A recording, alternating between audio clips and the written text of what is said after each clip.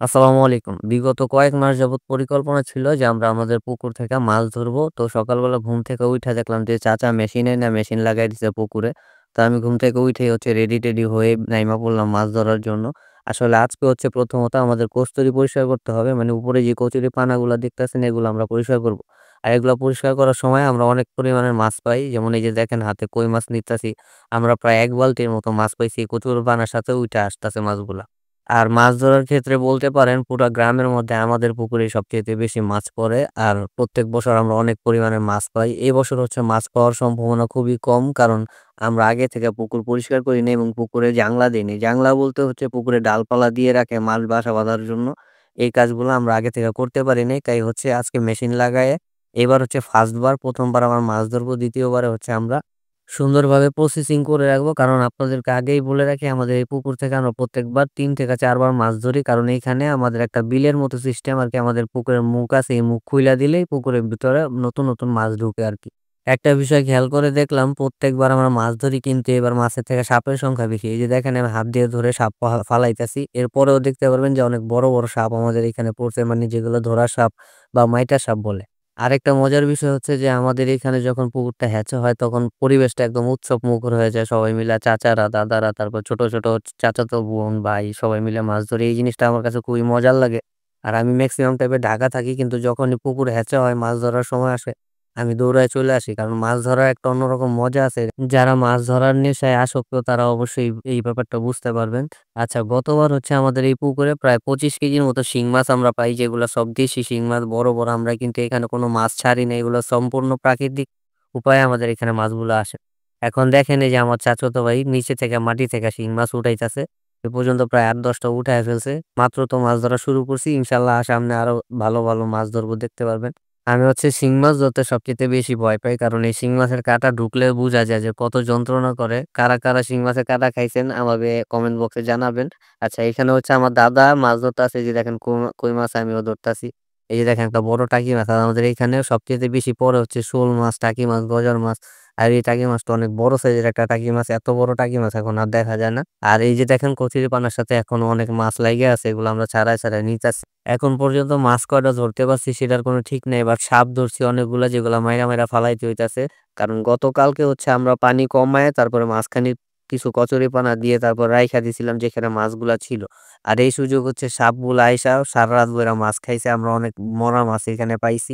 গত ৩-৪ বছর আগে আমাদের এই পুকুরে প্রায় ৪ টা গজার মাছ পড়ছিল যেগুলোর ওজন ছিল আপনার ১৫ থেকে ১৮ কেজি। মানে সবার বড় যে মাছটা আমরা পাইছিলাম সেটা ওজন দিয়ে দেখছিলাম যে ১৮ কেজির মতো ওজন হইছে। এরপরে আমরা আর কখনোই এত বড় মাছ আমাদের পুকুরে পাইনি। বাট বড়, বড় শোল মাছ পাইছি যেমন একেকটা ২ কেজি ৩ কেজি সাইজের শোল মাছ পাইছি। তারপর বড়, বড় কই মাছ পাইছি। সবচাইতে বেশি পাওয়া যায় শিং মাছ। আমি আগেই বলছি। একেকটা শিং মাছ প্রায় ১ হাত সমান অনেক বড়, বড় শিং মাছ এখানে পাওয়া যায়। আর তার চাইতে বেশি পাওয়া যায় টাকি মাছ। অনেক বড়, বড় টাকি মাছ পাওয়া যায় যেগুলা এখন সচরাচর দেখা যায় না। এই দেখেন আমার হাতে কত বড় একটা টাকি মাছ আমি রাখলাম। কোনো একটা সময় আমাদের গ্রামের মানুষ মাছ তেমন খাইতে চেত না। এত পরিমাণের মাছ আমাদের এখানে ছিল। আজ থেকে প্রায় ৩০-৪০ বছর আগে এখানে একটা নদী ছিল যেটা শুকায়ে জমিতে পরিণত হইছে। সেখানে আমাদের সবারই আরকি ছোটখাটো পুকুর আছে যেখান থেকে আমরা মাছ ধরে থাকি। একটা কথা সত্য যে আমাদের দেশ থেকে প্রায় অনেকগুলা দেশি মাছ এখন বিলুপ্তির পথে। আমাদের গ্রামে বিশেষ করে মিনি মাছ, তারপরে ফলি মাছ, বাইং মাছ এই মাছগুলো আমরা দেখি না। এই যে পুকুরে এতগুলা মাছ ধরছি তার মধ্যে আমরা মিনি মাছ একটাও পাই নাই। বাইং মাছ তো পাইই নাই। তারপরে ফলি মাছও পাইনি। আমাদের এই পুকুরে এইবার একটা ফলি মাছ পাওয়া গেছে। বাট একটা সময় আমাদের পুকুরে সবচাইতে বেশি পাওয়া যেত ফলি মাছ। ফলি মাছ এখন আর তেমন দেখা যায় না। আচ্ছা এখন যে আমাদের পুকুরে এই যে সর্বপ্রথম একটা শোল মাছ ধরা হইলো। এই শোল মাছটা প্রায় অনেক বড়। কেবল আমরা বড় মাছগুলা ধরা শুরু করলাম। আর এখানে মেশিনের পাইপের সামনে বড়, বড় কিছু শোল মাছ আইসা বইসা ছিল। এগুলাও ধইরা, ধইরা আস্তে, আস্তে রাখবো। আর মাছ ধরার এই পর্যায়ে একটা মজার বিষয় আমাদের সাথে একটা ছোট চাচাতো বোন আছে। ওর পায়ে শিং মাছের কাঁটা ঢুকে ও প্রায় পুকুরের মাঝখানে অনেক দাপড়াইছে, চিকরাইছে, কান্নাকাটি করছে। তো ও ভাবছিল ১ম এ যে ওরে সাপে কামড় দিয়েছে। পরবর্তীতে ওইখান থেকে একটা বড় শিং মাছ উঠানো হয়। যেটার কাঁটা ওর পায়ের মধ্যে প্রায় ঢুকে গেছে। আর এখানে মাছ ধরতে, ধরতে সামনে আবার আরেকটা সাপের দেখা পেয়ে গেছি। এই সাপটা এখন ফালাবো। আর আমাদের পুকুরের মাঝখানে একজন সাকিব আল হাসান আছে যে সাপ দেখলে উড়াধুরা পিটাইতেছে। এই যে দেখেন কোনো কথা হবে না, খালি উড়াধুরা সাপ মারতাছে ও। দেখতে, দেখতে মাছ ধরা প্রায় শেষের পর্যায়ে। আর গত ২ দিন যাবৎ আমি ক্যামেরা নিয়ে ঘুরতাছি, ভিডিও করতাছি। এই জিনিসটা আমার কাছে অনেক awkward লাগছে। তাই ক্যামেরাটা এবার এক জায়গায় রাইখা তারপরে ভিডিও করতাছিলাম। আর এইখানে হচ্ছে আমার হাতে একটা শিং মাছের কাঁটা ঢুইকা যাবে, এই যে ঢুইকা গেছে। আর হাতটা হচ্ছে চাচাতো ভাই একটু ঝাইরা দিল। পরবর্তীতে হাত নাড়াইতে পারতাছিলাম না। মাছ অনেক ছিল এখনো পুকুরের মধ্যে। বাট খুব কষ্ট করে এক হাত দিয়ে মাছ ধরতাছিলাম। বড়, বড় মাছগুলা রয়ে গেছিল। যে যাই বলেন, মাছ ধরার একটা অসাধারণ এক্সপেরিয়েন্স, অনেক মজার একটা বিষয় এটা। যারা মাছ ধরতে পছন্দ করেন আমাদেরকে অবশ্যই কমেন্ট বক্সে জানাবেন। যেহেতু আমাদের মাছ ধরা শেষ, তো চারপাশে অনেক ছেলেপেলেরা বইসা ছিল যারা মাছ ধরতে নামবে। মূলত বলতে গেলে আপনারা জানেন যে যাদের পুকুর তারা মাছ ধরে উঠলে তারপরে গ্রামের অনেক ছেলেরা নাইমা মাছ ধরে আরকি। তারাই আরকি সেই প্রস্তুতি ছিল। আর মাছ ধরতে, ধরতে এখানে আরেকটা সাপের দেখা পেয়ে গেছি। তো সেইজন্য দৌড়ায় গেছে আমাদের সাকিব আল হাসান লাঠি আনতে সাপ পিটাইয়া মারার জন্য।